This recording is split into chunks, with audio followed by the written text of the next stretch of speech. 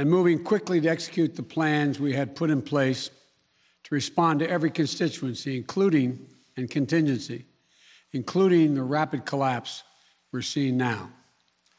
I'll speak more in a moment about the specific steps we're taking, but I want to remind everyone how we got here and what America's interests are in Afghanistan. We went to Afghanistan almost 20 years ago with clear goals. Get those who attacked us on September 11, 2001, and make sure al-Qaeda could not use Afghanistan as a base from which to attack us again. We did that. We severely degraded al-Qaeda in Afghanistan. We never gave up the hunt for Osama bin Laden, and we got him. That was a decade ago. Our mission in Afghanistan was never supposed to have been nation building. It was never supposed to be creating a unified, centralized democracy. Our only vital national interest in Afghanistan remains today what it has always been: preventing a terrorist attack on America's homeland. I've argued for many years that our mission should be narrowly focused on counterterrorism, not counterinsurgency or nation building. That's why I opposed the surge when it was proposed in 2009 when I was vice president. And that's why, as president, I'm adamant that we focus on the threats we face today in 2021, not yesterday's threats. Today, the terrorist threat has metastasized well beyond Afghanistan. Al-Shabaab in Somalia, al-Qaeda in the Arabian Peninsula, al-Nusra in Syria, ISIS attempting to create a caliphate in Syria and Iraq, and establishing affiliates in multiple countries in Africa and Asia. These threats warrant our attention and our resources. We conduct effective counterterrorism missions against terrorist groups in multiple countries where we don't have permanent military presence. If necessary, we'll do the same in Afghanistan.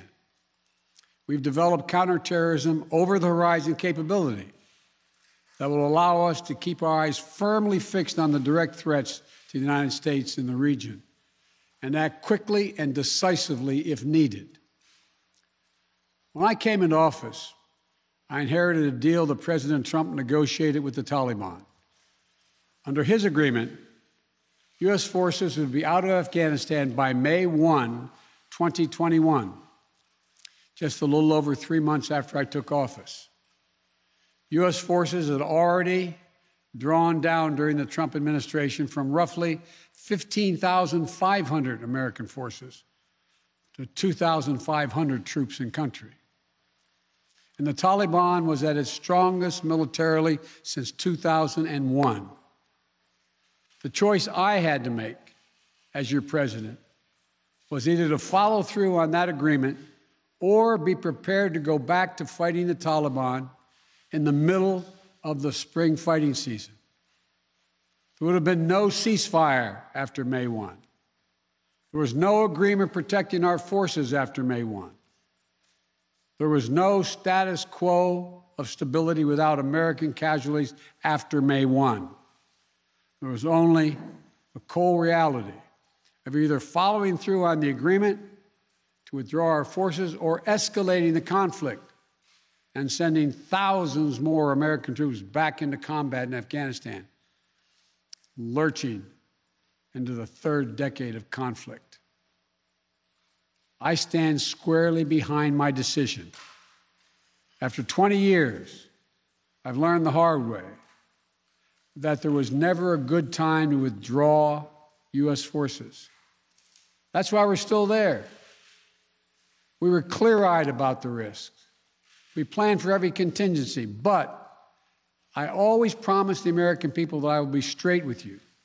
The truth is, this did unfold more quickly than we had anticipated. So what's happened? Afghanistan political leaders gave up and fled the country. The Afghan military collapsed, sometime without trying to fight. If anything, the developments of the past week reinforced that ending U.S. military involvement in Afghanistan now was the right decision. American troops cannot and should not be fighting in a war and dying in a war that Afghan forces are not willing to fight for themselves. We spent over $1 trillion. We trained and equipped an Afghan military force with some 300,000 strong, incredibly well equipped, a force larger in size than the militaries of many of our NATO allies. We gave them every tool they could need. We paid their salaries, provided for the maintenance of their Air Force, something the Taliban doesn't have. Taliban does not have an Air Force. We provided close air support. We gave them every chance to determine their own future. What we could not provide them was the will to fight for that future. There's some very brave and capable Afghan special forces units and soldiers. But if Afghanistan is unable to mount any real resistance to the Taliban now, there is no chance that 1 year, 1 more year, 5 more years, or 20 more years of U.S. military boots on the ground would have made any difference. Here's what I believe to my core. It is wrong to order American troops to step up when Afghanistan's own armed forces would not. If the political leaders of Afghanistan were unable to come together for the good of their people, unable to negotiate for the future of their country when the chips were down, they would never have done so while U.S. troops remained in Afghanistan, bearing the brunt of the fighting for them. And our true strategic competitors, China and Russia, would love nothing more than the United States to continue to funnel billions of dollars in resources and attention into stabilizing Afghanistan indefinitely. When I hosted President Ghani and Chairman Abdullah at the White House in June, and again when I spoke by phone to Ghani in July, we had very frank conversations. We talked about how Afghanistan should prepare to fight their civil wars after the U.S. military departed, to clean up the corruption in government so the government could function for the Afghan people. We talked extensively about the need for Afghan leaders to unite politically. They failed to do any of that. I also urged them to engage in diplomacy, to seek a political settlement with the Taliban. This advice was flatly refused. Mr. Ghani insisted that the Afghan forces would fight, but obviously he was wrong. So I'm left again to ask of those who argue that we should stay, how many more generations of America's daughters and sons would you have me send to fight Afghanistan's civil war when Afghan troops will not? How many more lives, American lives, is it worth? How many endless rows of headstones at Arlington National Cemetery? I'm clear on my answer. I will not repeat the mistakes we've made in the past. Mistake of staying and fighting indefinitely in a conflict that is not in the national interest of the United States, of doubling down on a civil war in a foreign country, of attempting to remake a country through the endless military deployments of U.S. forces. Those are the mistakes we cannot continue to repeat because we have significant vital interest in the world that we cannot afford to ignore. I also want to acknowledge how painful this is to so many of us. The scenes we're seeing in Afghanistan, they're gut-wrenching, particularly for our veterans, our diplomats, humanitarian workers, for anyone who has spent time on the ground working to support the Afghan people, for those who have lost loved ones in Afghanistan, and for Americans who have fought and served in the country, serve our country in Afghanistan. This is deeply, deeply personal. It is for me as well. I've worked on these issues as long as anyone. I've been throughout Afghanistan during this war, while the war was going on, from Kabul to Kandahar to the Kunar Valley. I've traveled there on 4 different occasions. I met with the people. I've spoken to the leaders. I spent time with our troops. And I came to understand firsthand what was and was not possible in Afghanistan. So now we're focused on what is possible. We will continue to support the Afghan people. We will lead with our diplomacy, our international influence, and our humanitarian aid. We'll continue to push for regional diplomacy and engagement to prevent violence and instability. We'll continue to speak out for the basic rights of the Afghan people, of women and girls, just as we speak out all over the world. I've been clear that human rights must be the center of our foreign policy, not the periphery. But the way to do it is not through endless military deployments. It's with our diplomacy, our economic tools, and rallying the world to join us. Now, let me lay out the current mission in Afghanistan. I was asked to authorize, and I did, 6,000 U.S. troops to deploy to Afghanistan for the purpose of assisting in the departure of U.S. and allied civilian personnel from Afghanistan, and to evacuate our Afghan allies and vulnerable Afghans to safety outside of Afghanistan. Our troops are working to secure the airfield and to ensure continued operation of both the civilian and military flights. We're taking over air traffic control.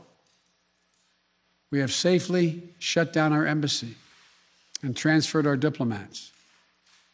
Our diplomatic presence is now consolidated at the airport as well. Over the coming days, we intend to transport out thousands of American citizens who have been living and working in Afghanistan. We'll also continue to support the safe departure of civilian personnel, the civilian personnel of our allies who are still serving in Afghanistan. Operation Allies Refugee, which I announced back in July, has already moved 2,000 Afghans who are eligible for special immigration visas and their families to the United States. In the coming days, the U.S. military will provide assistance to move more SIV-eligible Afghans and their families out of Afghanistan. We're also expanding refugee access to cover other vulnerable Afghans who worked for our embassy, U.S. non-governmental agencies, or U.S. non-governmental organizations, and Afghans who otherwise are at great risk, in U.S. news agencies. I know there are concerns about why we did not begin evacuating Afghans civilians sooner. Part of the answer is some of the Afghans did not want to leave earlier, still hopeful for their country. And part of it because the Afghan government and its supporters discouraged us from organizing a mass exodus to avoid triggering, as they said, a crisis of confidence. American troops are performing this mission as professionally and as effectively as they always do, but it is not without risks. As we carry out this departure, we have made it clear to the Taliban, if they attack our personnel or disrupt our operation, the U.S. presence will be swift and the response will be swift and forceful. We will defend our people with devastating force if necessary. Our current military mission will be short in time, limited in scope, and focused in its objectives. Get our people and our allies as safely as quickly as possible. And once we have completed this mission, we will conclude our military withdrawal. We will end America's longest war after 20 long years of bloodshed. The events we're seeing now are sadly proof that no amount of military force would ever deliver a stable, united, secure Afghanistan, as known in history as the graveyard of empires. What's happening now could just as easily happen 5 years ago or 15 years in the future. We have to be honest. Our mission in Afghanistan is taking many missteps, made many missteps over the past 2 decades.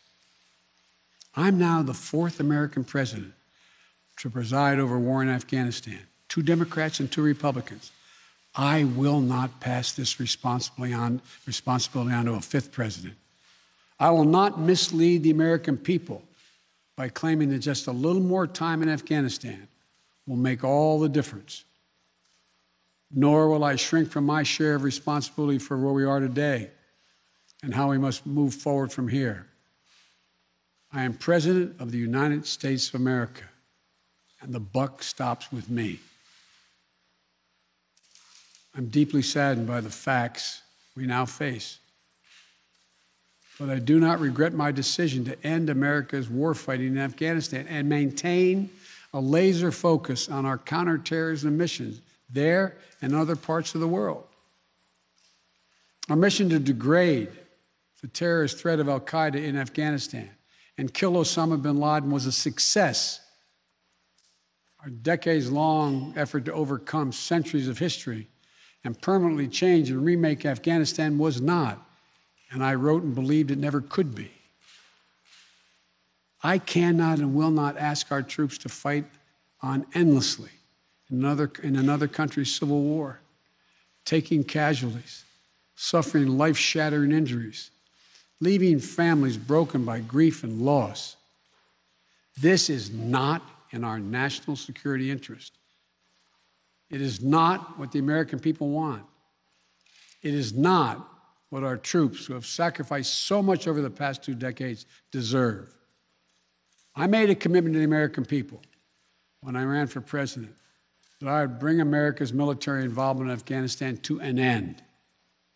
While it's been hard and messy, and yes, far from perfect, I've honored that commitment. More importantly, I made a commitment to the brave men and women who serve this nation that I wasn't going to ask them to continue to risk their lives in a military action that should have ended long ago. Our leaders did that in Vietnam when I got here as a young man. I will not do it in Afghanistan. I know my decision will be criticized, but I would rather take all that criticism than pass this decision on to another president of the United States, yet another one, a 5th one, because it's the right one, it's the right decision for our people, the right one for our brave service members who risk their lives serving our nation, and it's the right one for America. Thank you.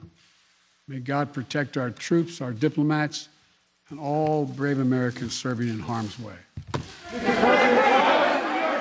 We've been watching President Biden addressing the crisis in Afghanistan. He said he stands squarely behind his decision to pull the troops out of Afghanistan. He admitted that events did unfold more quickly on the ground than anticipated.